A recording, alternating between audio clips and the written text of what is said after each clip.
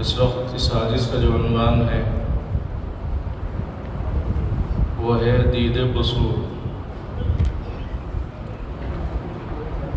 हज़रत मुजद्दिद अल-फ़सानी रहमतुल्लाहि अलैह ने ये इस्तिलाह सबसे पहले इस्तेमाल की। दीद क़ुसूर, दीद क़ुसूर का मतलब है अपने ऐबों पर नज़र करना। इसी पर इंसान की इस्लाह का दारोमदार है। मशाइख ने फरमाया है अल्लाह ताला किसी बंदे से राज़ी होते हैं तो उसके उयूब उस पर वाज़ेह फरमा दिया करते हैं, और जिस बंदे से अल्लाह नाराज़ होते हैं उसके उयूब उससे छुपा दिया करते हैं। ऐब तो होते हैं मगर नज़र नहीं आते। हर आदमी हम में से यही समझा हुआ है कि मेरे अंदर क्या खराबी है, मेरे अंदर क्या खराबी है। मैं किसी को बुरा भला तो नहीं कहता, मैं किसी को गाली तो नहीं देता हूँ, मैं किसी का बुरा भी नहीं चाहता हूँ। मेरा क्या है भाई, 5 वक्त नमाज पढ़ लेता हूँ, मैं अपनी जगह मैं हूँ, किसी को बुरा भी नहीं कहता हूँ, तो मेरे अंदर क्या ऐब है। अपने आप को ऐब से बरी समझना ही सबसे बड़ा ऐब है। अल्लाह के नबी सल्लल्लाहु अलैहि वसल्लम क्या फरमाते हैं, कुल्लु बनी आदम खत्ताऊन। हर आदमी गलती करने वाला नहीं, बार बार गलती करने वाला है। हुजूर ने खातिऊन नहीं फरमाया, खत्ताऊन फरमाया, मुबालगे का सिवा। बार बार गलती करने वाला है, और हम समझ रहे हैं हमारे अंदर कोई गलती भी नहीं है, ऐब भी नहीं है। तो बेऐब ज़ात किसकी है? हक़ जल्ल मजदहू की है। हम अगर अपने आप को बेऐब समझ रहे हैं, इसका मतलब ये है कि सबसे बड़ी गलती ये है कि हमें अपनी गलती नजर नहीं आती। ये उन्वान भी बड़ा अजीब है। हम अपने ही खिलाफ बातें कर रहे हैं, यानी हम बैठे हुए हैं, हम अपने ही खिलाफ बातें कर रहे हैं।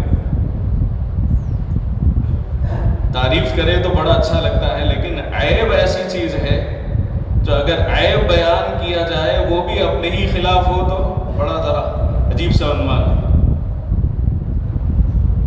आजकल तो हर आदमी की गर्दन तनी हुई है, हर एक को दूसरे के ऐब की पड़ी हुई है। दूसरा क्या कर रहा है, क्यों कर रहा है, क्यों जा रहा है, क्यों फला काम कर रहा है, ये सब पर सबकी निगाह है। मुझे उससे क्या मतलब है, नेक काम करे तो भला, गुनाह का काम कर रहा है अपने बस में है तो रोक देंगे, नहीं है तो कुछ भी तो नहीं कर सकते। काश ये गर्दन अगर अपने ही सीने पे झुक जाती और अपने ही ऐबों पे निगाह पड़ जाती, क्या अजब बात थी कि हम अल्लाह के वली बन जाते। इस कुर्सी पे बैठते हुए मुझे खुद अजीब लग रहा है।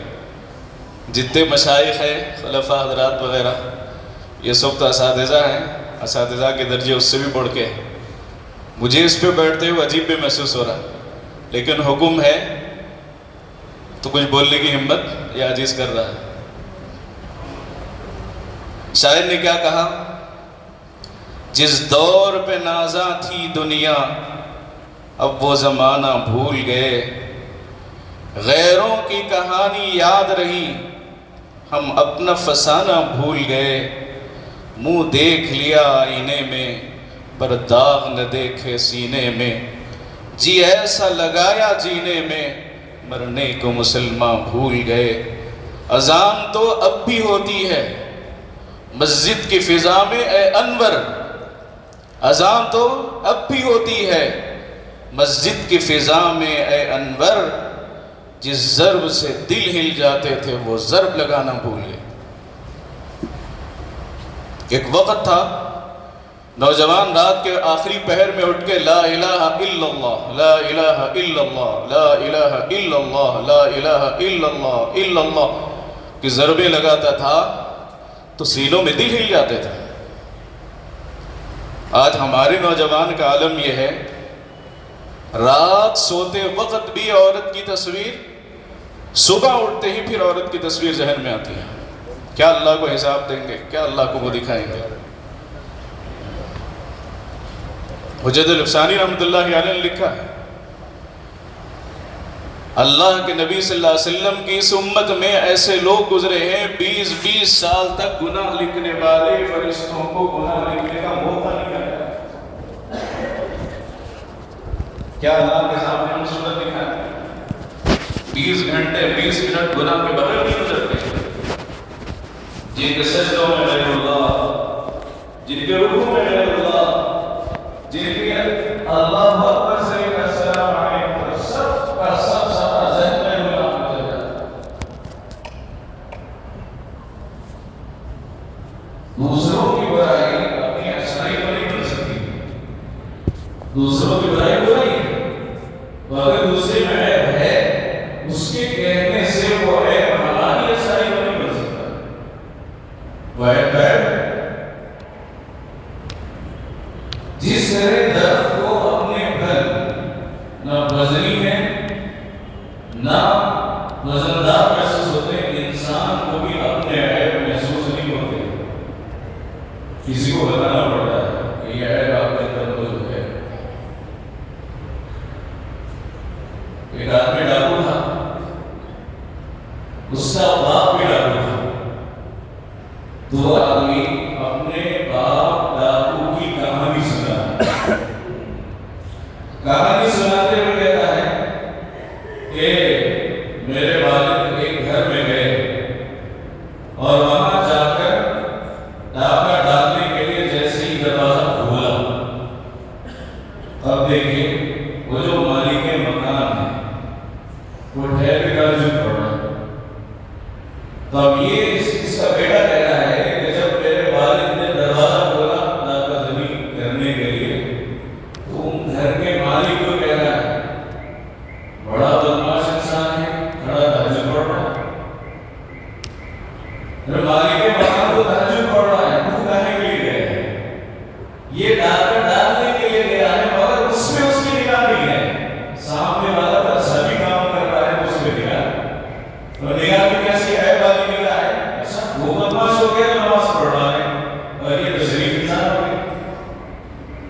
इस तरह निगाह इंसान की बुरी हो तो हर बंदा बुरा नजर आता है,